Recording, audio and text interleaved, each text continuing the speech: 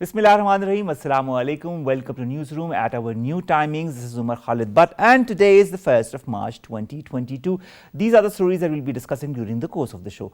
We'll begin, ladies and gentlemen, with the Australian cricket team's tour to Pakistan and how threatening messages have been sent to members of an Australian player just a day before the team landed in Pakistan. And of course, the trace of that threatening message comes all the way to Gujarat in India. Even the email has been now traced by the authorities. Now, this shows a trend as far as our not so friendly neighbor is concerned, and the way it has tried to destabilize Pakistan or destabilize its image across the world. This has happened in the past as well, and this is just a repeat of what they have tried in the past with other cricketing teams. Nevertheless, the Australians say that they feel extremely safe in Pakistan. This is going to be our first segment. Our second story of the day, ladies and gentlemen, concerns Ukraine and of course the conflict that has escalated there. We will try to ascertain both sides of the story and give you the updates as far as that is concerned, and also the peace overtures that countries are trying to make, whether it be by the Pakistani leadership or also whether it be by Emmanuel Macron, who has talked to the Russian leadership as well.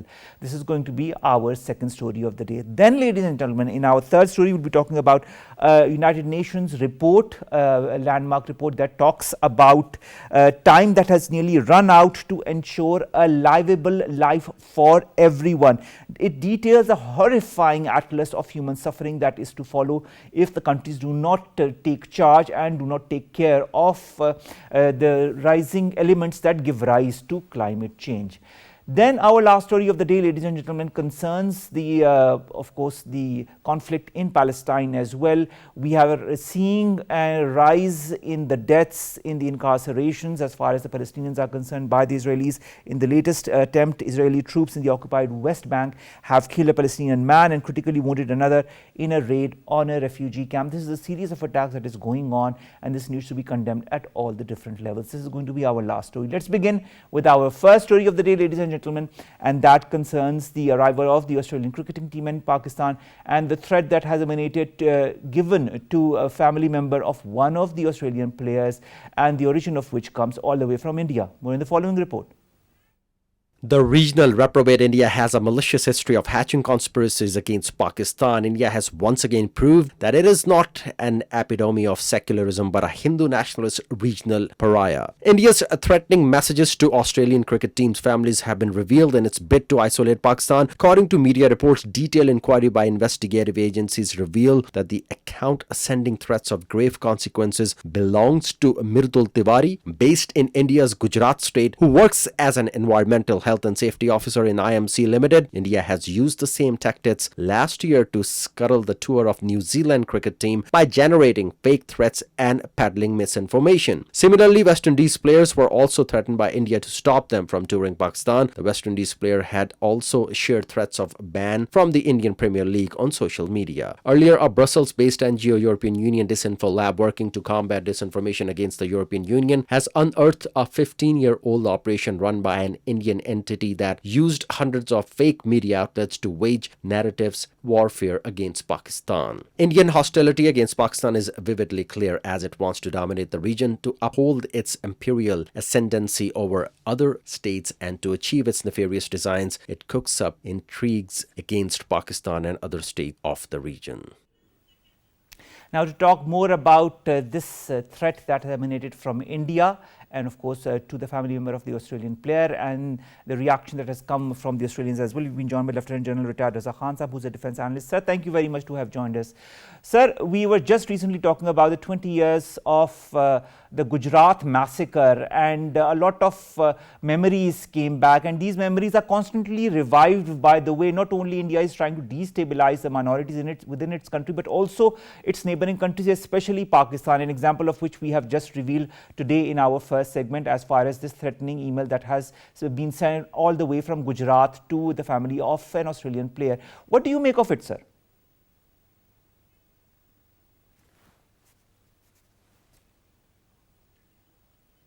All right, Reverend Raza Khan Sahab, we are trying to ascertain because we can't hear you properly. Nevertheless, this email has been sent by an account jyoth.isharma391 to the family member of one of the Australian players, and it has been linked to a man named Mridul Tiwari, who is based in India's Gujarat state bordering Pakistan's Sindh province. And this person, Tiwari, works in an environmental health and safety officer in the IMC Limited, which is a company that works that of course works from within India. And this is not the first time. We've also had the New Zealand team cancel its tour last year after threats. Then, of course, that followed by the British team that also cancelled its tour, and the West Indians that were also threatened by India to stop them from touring Pakistan. The players from the West Indies had also shared threats of a ban from the Indian Premier League on social media. So all of these threats that emanate from the Indian side point towards what is being happening as far as this Indian hegemonic design to destabilize Pakistan internally, externally, to defame, dename Pakistan on every forum possible. They have been trying to do it since a long time, whether it be through hybrid warfare, whether it be through the EU Disinfo Lab report that has also unearthed how since the last decade or so, even around since the last 15 years, the constant online maligning campaign has been happening from the Indian side. Lieutenant General Raza Khan Saab joins us. He's a defense analyst. Raza Khan Saab, thank you very much to have joined us. I hope you can hear us properly. Yes, I can hear you. All right. I had asked you the question as to what all of these Indian designs point towards. I mean, the constant sabotaging of Pakistani interests, whether it be political, whether it be diplomatic, or whether it be even sports relations with other countries. Why is there a constant attempt by India? Okay, Bismillah ar-Rahman ar-Rahim. First of all, I think on behalf of PTV World and the people of Pakistan, I'd like to welcome the Australian team to Pakistan, who are actually one of the founding members of the International Cricket Council. And I think it's a matter of grave and great concern for the ICC and for all its members that such kind of threats are emanating from India constantly. We are aware, that when the Sri Lankan team was here in Pakistan, they were attacked, and I think a lot was traced back to India. That was actually a physical attack. And obviously, the purpose was to discredit the security apparatus of Pakistan, the government of Pakistan, and to create an impression that Pakistan is not capable of hosting, sports. So obviously, such kind of activities cannot be undertaken by non-state actors alone. Although in this case, the source has been very accurately and clearly spotted, and now I think what needs to be done is to investigate this case in particularly by the ICC, and after the evidence is provided by the government of Pakistan and our authorities to the Indian government, they also need to investigate this case very seriously. And similarly, I think a threat was issued in the past to the New Zealand team who actually had to leave Pakistan after their arrival, and then UK also was deterred from coming to Pakistan. So I think this is a sad story, and at the same time, I think it is, because that threat has emanated or has been initiated from Instagram.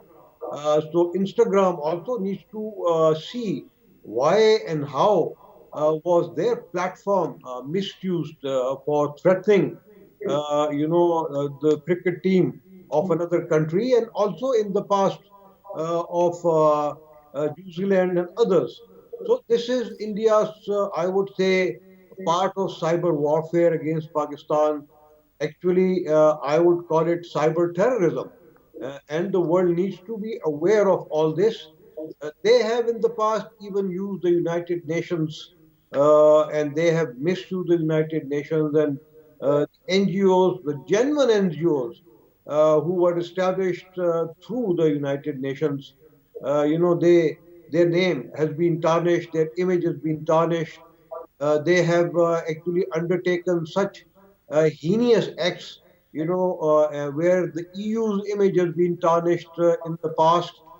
And I would say again, there's such activities, such well organized, planned activity with a purpose and designed, to target Pakistan and Pakistan's sports, has to be, backed by state institutions. And in this case, the Indian government is definitely involved. And I think RAW and their wing is there. And I think the world needs to take a notice of this. All right, Raza Saab, when you talk of the world taking notice of it, this is not the first time that an example of cyber crime has been notified by the Pakistani government to the international authorities.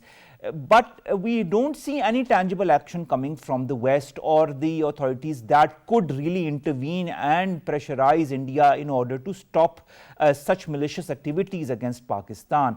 I understand the geoeconomic situation that India has as far as certain important elements in the West are concerned. But what needs to be done now that we have unearthed this? Which forum, apart from the ICC, could we take this to? Okay, so there are regional organizations also which are part of the ICC, like the Asian Cricket Council, and like in the past, we were able to make dossiers of whatever India has been doing in the past, particularly against Pakistan. Those dossiers, I think, now must be sent to the ICC. Every member of the ICC, it needs to be shared, with the Australian government formally, by, the government of Pakistan, our foreign office. It also needs to be shared with the New Zealand government and their cricket team, with UK and everyone else, all the founding members of the ICC. Such dossier needs to be shared with them, so that they know what is happening to cricket in Asia, and how is the Indian government, as well as the Indian non-state actors, how are they acting against the interest of sports, particularly cricket, in the subcontinent. We That is know true. now even, the mobile number of this fellow, and I am sure, that with the cooperation, again, of the concerned governments, which the affected governments, now I would say Australia, New Zealand, and UK and Sri Lanka. I think they need to collectively now complain against, We should this also kind not of forget the activity. West Indies, sir, because you remember last year the West Indies were also threatened by India, and they were also threatened that if they continued to cooperate with Pakistan in the cricketing field, that their names will not be part of the IPL.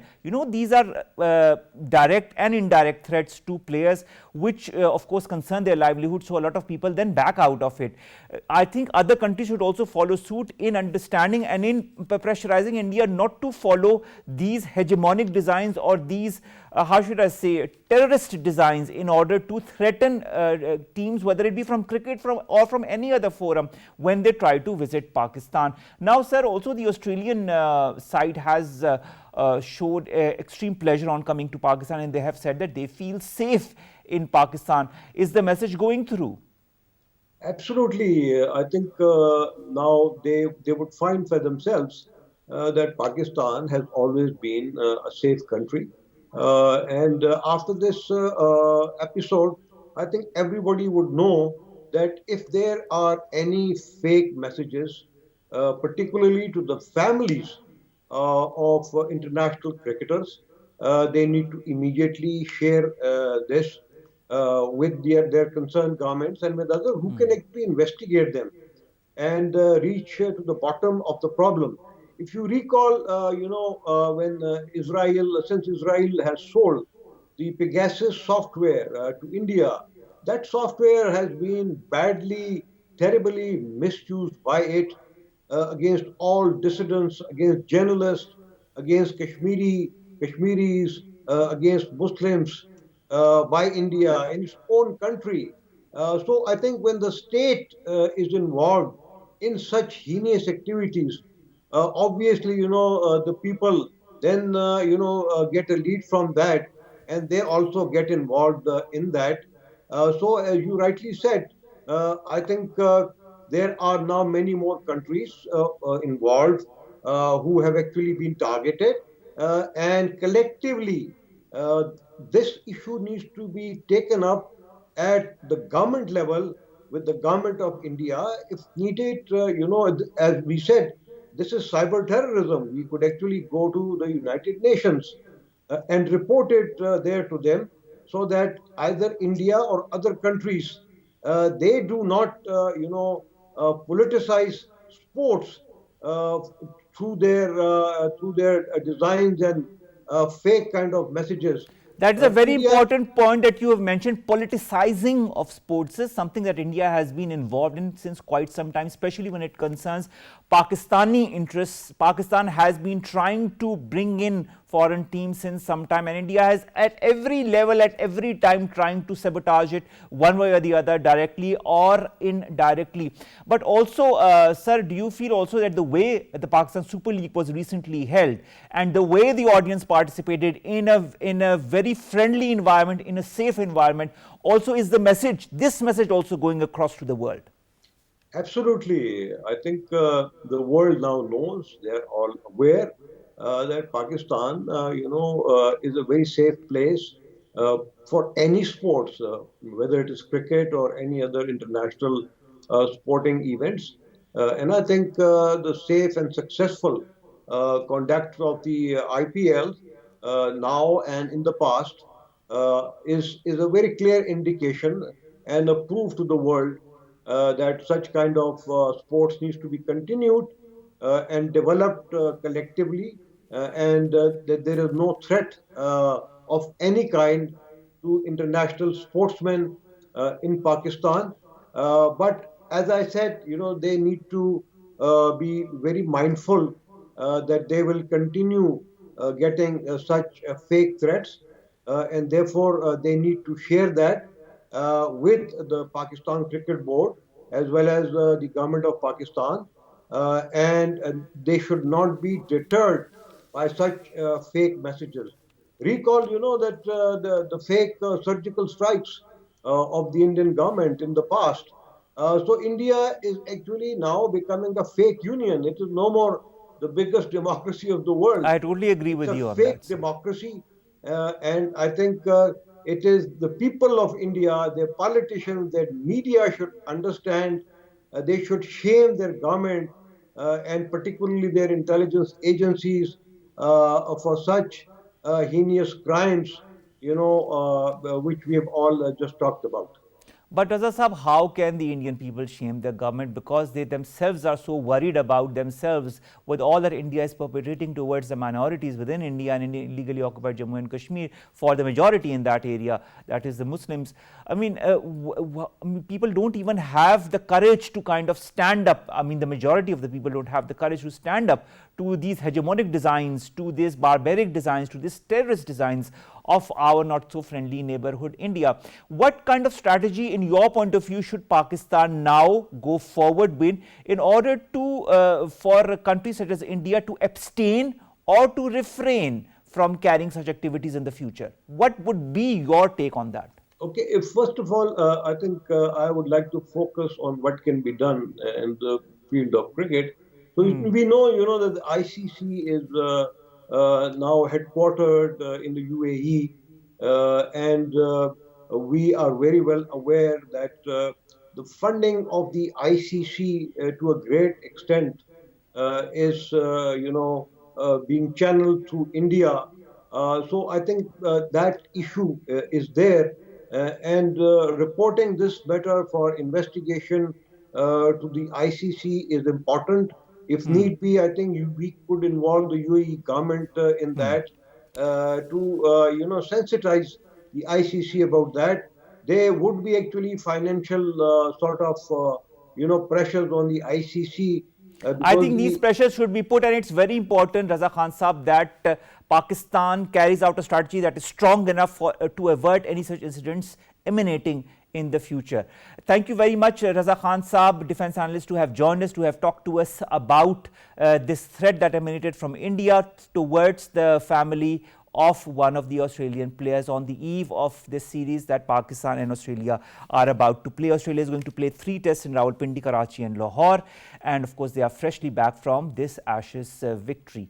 Thank you very much, sir. Now Faizan Lakhani, who is a sports analyst, joins us online. Faizan, thank you very much to have joined us. It's a pleasure to have you with us on the show. Faizan, when you look at the incidents that have recently happened, of course the threats, which is not the first time that this has happened, and the reaction that emanates also from CEO Cricket Australia and the other Australian sides, how do you foresee the future of international cricket in Pakistan?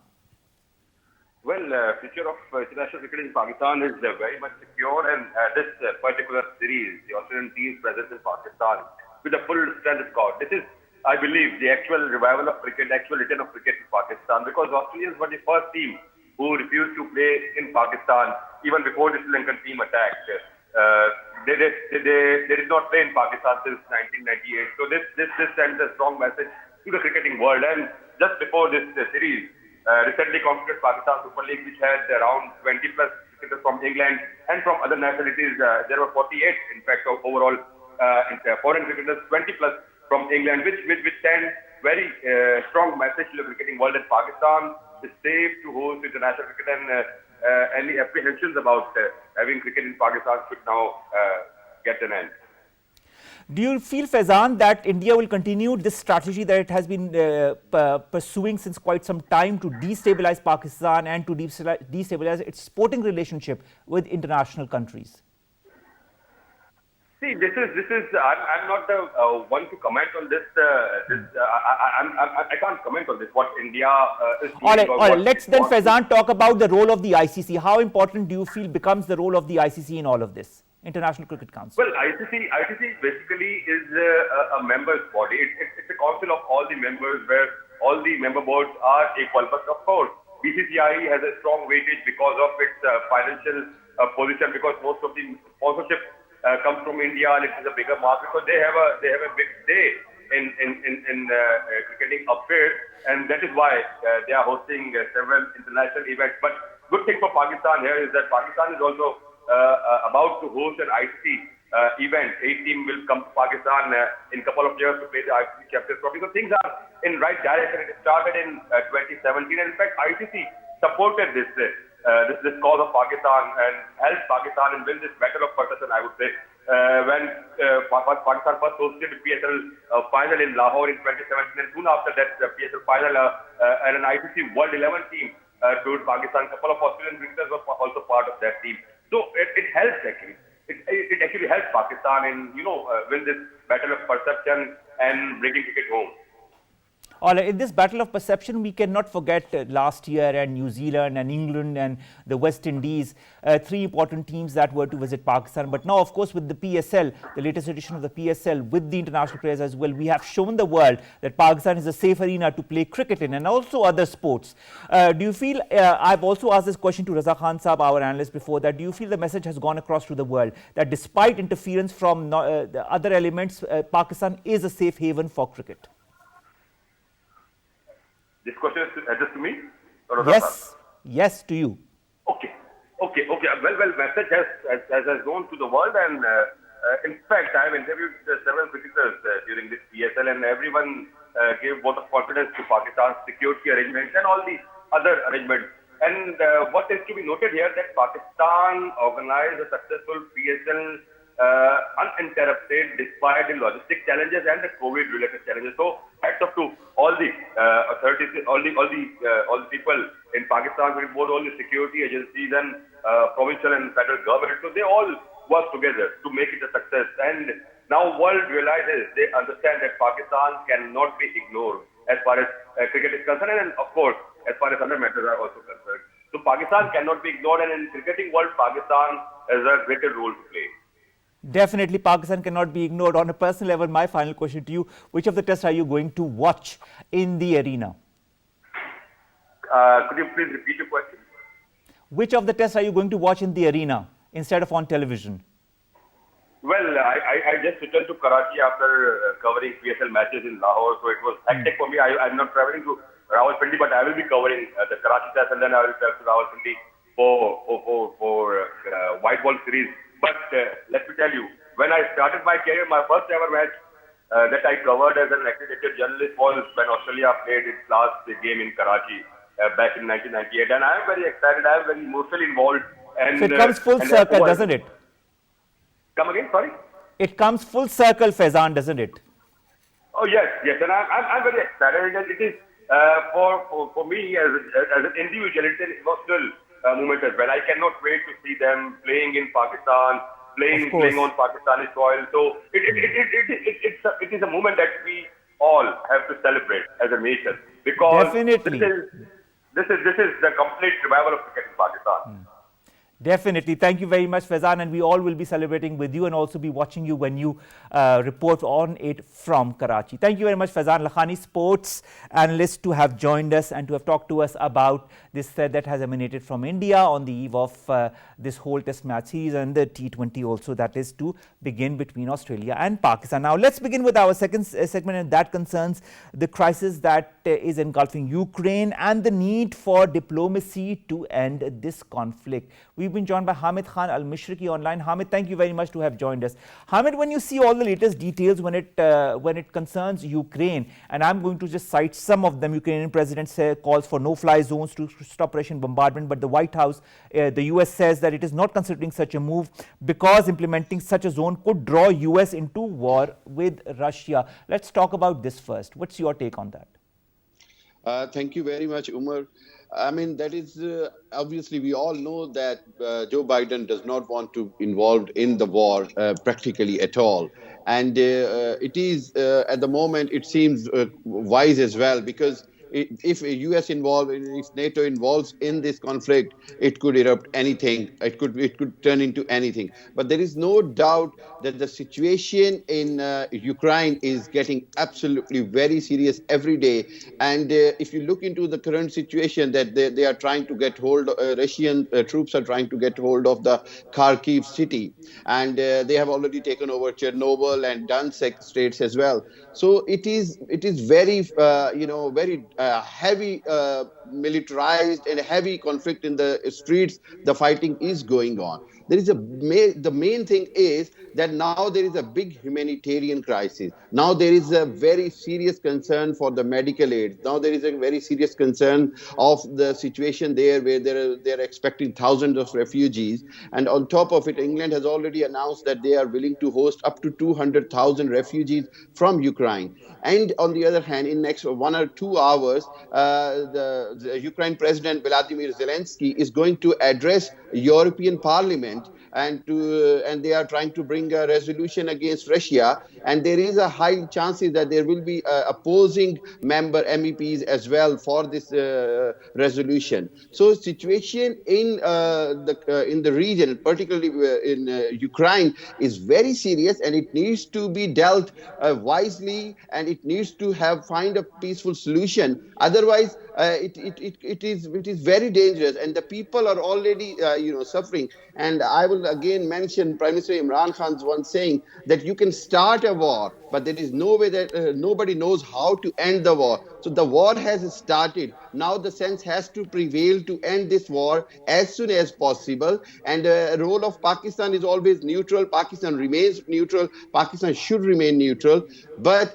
as far as America is concerned, NATO is concerned, they have started announcing providing missiles and other things to Ukraine, and there is a very strong Hamid, in all this delicate situation, before we go to some of the racist comments that have been emanating on the international media, let's come to the peace efforts. Let's start with Pakistan. Our Prime Minister talked about peace when he talked to Vladimir Putin. Our Foreign Minister, when he talked to his Ukrainian counterpart, talked about peace. Then the French President Emmanuel Macron, when he talked talked to Vladimir Putin. He also asked in this 90-minute telephonic call that Russia stop attacks against civilian infrastructure in Ukraine, secure major roadways, and in particular the road from the south of Kiev. And as far as Macron's office is concerned, they said that President Putin has agreed and confirmed his willingness to make commitments on these 3 points. When it comes to peace, stability, and some kind of a peaceful resolution of this issue, what are the odds in your point of view? There are three major odds. One, Putin is fully determined not to negotiate with the current president. They had a rounds of talk just about few hours ago, and it was a failure. They could not reach on any result with the talks between Ukraine and Russia. And the second thing is that the Russia wants to get a kind of a surety from the Western world and from America that they will never ask or Ukraine will not be the part of NATO.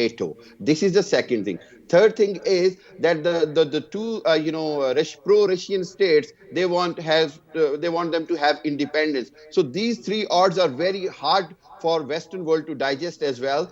But there was only one peaceful solution which was being discussed, that they need to go back to the Mansic accord which they signed in 2014 at the first crisis between Ukraine and Russia. But now the Russian stance is different. Now the situation is different. And on the other hand, if they are talking about taking Putin to the criminal war crime courts, they are talking about they have already banned SWIFT, they have already banned Russian Central Reserve Bank. The social media have already stopped so many Russian apps and platforms and channels. So on the one hand, there are so many measures have already been taken against Russia, while on the other hand, Russia is not going to negotiate on these 3 points. Current president's regime carry on, Russia is not willing to accept it. Secondly, Russia wants, there is no question of Ukraine to be the part of NATO. And thirdly, Russia wants the independence of those two states, Donetsk and other states, that they should be an independent countries now. So these are three very hardly negotiable points. Now, speaking of that, let's also talk about the talks between Ukraine and Russia. The first round, of course, was inconclusive, but both the sides have said there is going to be a second round of talks. Now, does that also mean that both the sides are willing or are determined to some extent to work towards a resolution of this issue? Omar, about the second round of talks, it has been a condition by the Ukrainian president that Russia should stop shelling, should stop bombarding and using artillery against, in other cities. So this second round is a bit conditional. But yes, there is a willingness from Ukraine part that they are willing to resolve it. But again, Ukraine doesn't want to compromise anything on the current president's stance. They don't want to compromise giving up any of their states. They don't want to compromise on their future plans in terms of getting into NATO or not. There is only one hope, I would say, at the moment, which is very positive, and that is the public is already in Ukraine and in Russia, both sides, the public support is no war. They are saying that this war should be stopped unanimously. This is the news we are getting from there, that people are on the both sides, they do not want the war, and I think it will put the pressure on the both heads of the states. All right. Also, Hamid, you talked about the migrants, and I'd here like to pinpoint that a lot of the commentators that I have heard from the international media seem to have a a slight racist point of view when it comes to these migrants. All the non-white migrants are not being given the same priorities as those with the fairer complexion, let's put it that way. Why is that so in your point of view? Yes, Omar. Unfortunately, I mean, that is absolutely true. I heard from a lot of news as well that there is a discrimination when they are letting the people cross the Poland border and other borders, that the people with color, they are struggling and they are holding them. Even some of the incidents where the police stop them on the gunpoint, it is very shameful. I mean, when we talk about discrepancies, look at the situation. And if I was thinking that there was internet down of Ukraine for 24 hours and straight away Elon Musk provided the internet to the entire country Starlink. through the through the SpaceX program. What about the Kashmiris suffering for 3 years, no internet? What about the Palestinians? What about the Afghanis? I mean, you have abandoned all these Afghanis. You're not talking about the war crimes in Kashmir. Within 7 days of war, now they are talking about bringing Putin into the war crime court. What about the Modi? So this is a dual standard of the Western world, which is being very badly exposed now. That when it What comes is to also their exposed, own. Hamid Saab, do you feel in your point of view, is the strategic compliance of different countries, especially the West, when it concerns other countries?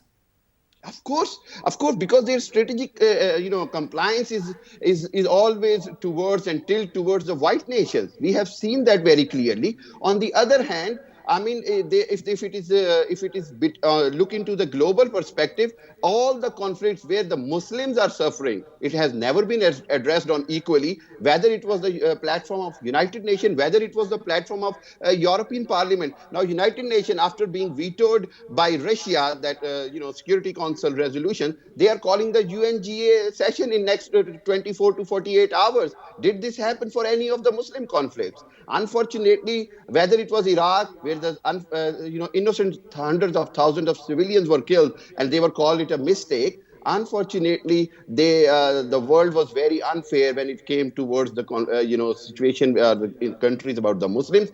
And this is now for the future. I think we all Muslim countries should keep reminding the Western world their dual standards. And if anything like that is happening, they should always attach the Kashmir issue. They should always attach the Afghanistan, Iraq, and other issues when they talk about the human rights, when they talk about the human rights violation, when they talk about the refugees, when they talk about depriving the rights of the internet and other things. Then we always have to recall them. We always have to remind them that this is all Kashmiris been suffering. This is all over the Muslims been suffering. So I think it should be there should be a very strong message from the Muslim world as well for the future as well. All right. Let's talk about the Chinese point of view as well. The Foreign Ministry spokesperson Wang Wenbin's regular press conference that happened yesterday, he was asked repeatedly about what China's stance as far as Ukraine and Russia were concerned. He did talk about that the China consistently holds a basic norm governing international relations that all countries should adhere to, but at the same time we recognize the special historical complexities on the Ukraine issue and understand Russia's legitimate security concerns. China also calls for efforts to completely discard the Cold War mentality and forged a balanced, effective and sustainable European security mechanism through dialogue and negotiation. Is Europe ready for negotiation? I think Europe has to come on the negotiation. If Europe would not be ready for the negotiation, then Germany would have not, disagree with the rest of the Europe that they will carry on taking the gas and oil from Russia while the war is going on. So Europe is going to have a split itself if they do not come to the negotiations, Omar. This is very important, and I would say that the China's stance is very clear, and it is rightly up to the situation. And obviously, we have seen that even in United Nations, Security Council, China did not voted for it. So it means that China wants to remain neutral rather than being a party of this conflict. And obviously, if you look into the Europe's past, Europe have failed to do so many promises, to complete so many promises with Russia and with China. So I think the coming days we will see that there will be more pressure on Europe to come to the talks and to resolve the issue with the talks. And yes, Russia is willing to resolve it, but they are not going to compromise on those three main points which I have mentioned. All right. Now, finally, Hamid Khan Saab, you've talked about different bans, different sanctions, whether it be on the economic front, whether it be on the political front, even in the sports arena. We know that FIFA and UEFA have suspended Russia from international football, and a lot of others are following suit. When the Chinese spokesperson was asked about it, he said that China does not approve of resorting to sanctions to resolve problems.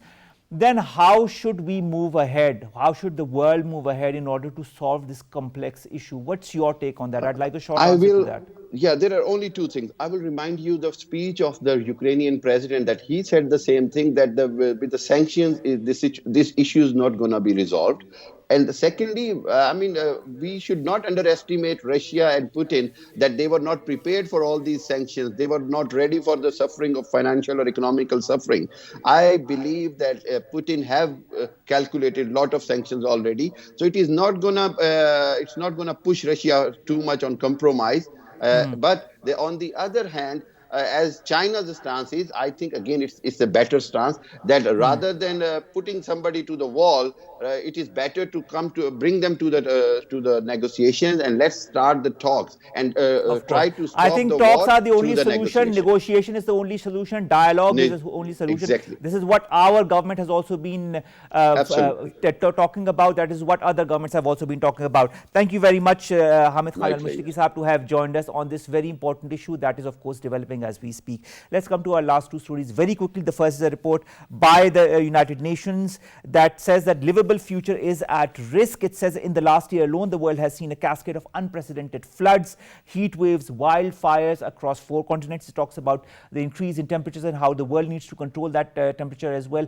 And it also says that the world's biggest polluters are guilty of arson on our only home. This is what the United Nations chief, Antonio Guterres, said as well. We've seen the destruction that is happening across the world because of this climate change, and we have seen the pledges, but we need to be extremely vigilant. The world needs to come as one in order to implement the pledges that it has made recently. Also, finally, we'll come to Israel, in which troops have killed a Palestinian man in the West Bank refugee camp. Abdullah Hariri, who was a former prisoner, was killed in Jenin camp, while a second Palestinian was critically wounded with live bullets to the head. This is not the first incident. A teenager was killed a couple of days back, and before this, another incident also happened in which another Palestinian was also killed. This is the spate of incidents that has been happening as far as the Palestinians are concerned, and this needs to stop. The world needs to understand this, that we need to equally treat all the issues that plague the world. This should be the resolve of the world bodies. With that, we come to an end of today's newsroom. We'll see you inshallah tomorrow, same time, same place. Take care of yourselves and follow the SOPs. Allah Hafiz.